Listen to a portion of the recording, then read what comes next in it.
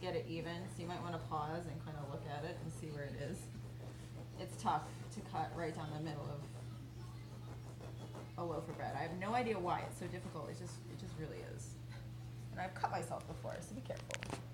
So when you're done, you'll have two, hopefully equal parts that look like this. Megan said serrated knife for bread.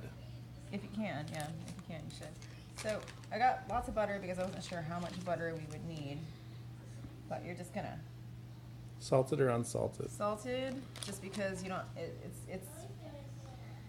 It incorporates the salt more evenly than you are capable of doing yourself once you start spreading Real butter? the other stuff on. Huh?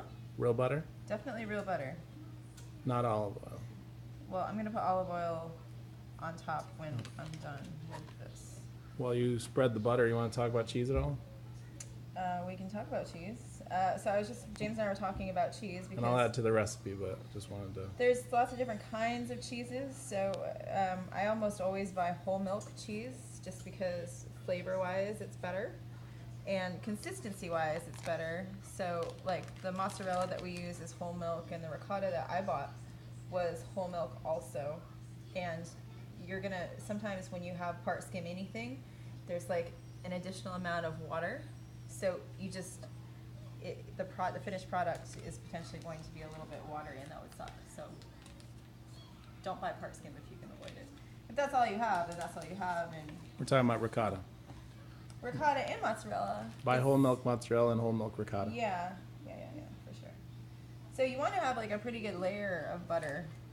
Which What about Parmesan? Parm. That's the version. So we use fresh parm. Usually you and I. You buy like a wedge in your deli department. I don't know. I'm assuming it would probably still be a deli department there.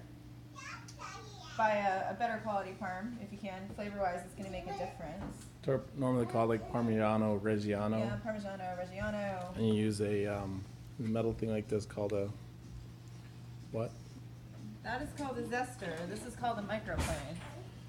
If I had to pick between the two, yeah, I would use that for cheese, for parm. Anyway. If you have one of these at your house, if you don't, this your box grater actually functions too. This one will grate the same size as like if you were to grate this here, it should look about the same. Do you know this?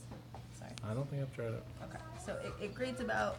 Oh, so it's a little bit smaller. It's pretty small, but that's still functional. Functional, You can yeah. still use that, or maybe this one would be. So, and this is when you have to grade the Parmesan. If you don't buy, like if you Oh, buy this it, one. This would be the right if one. you buy it pre-graded at the store, which they sell, fine. If you don't and you get this, which is better, then this is what you'll put inside the filling, and then on top of the It melts differently. Anytime you buy a pre-shredded cheese, top of the manicotti. they add like sawdust and other weird things to it to make it so it doesn't stick together, so that it remains in that grated form. Okay, so you're all buttered. It's like a pretty thick layer of butter. I'm not sure if you can see or not, but like you want it to be pretty thick because this is like a thick enough piece of bread that it's going to melt down in, and so you're going to lose a lot of it into this. Some of it's going to absorb, and then hopefully you'll have enough on top still. So I usually stick the garlic to this kind of knife. I don't know if you have this kind of knife. If not, a butter knife is fine. And then I usually like dab it on the bread. And then sort of try to spread it. You don't want any chunks because chunks of garlic in your mouth are just a little too much. So you want to try to make it as even as you possibly can on the bread. And I probably will not use this much garlic. This is like a lot of garlic that I cut. I cut like 2 big cloves. And you don't need that much. Unless she loves garlic, in which case, I mean, have that.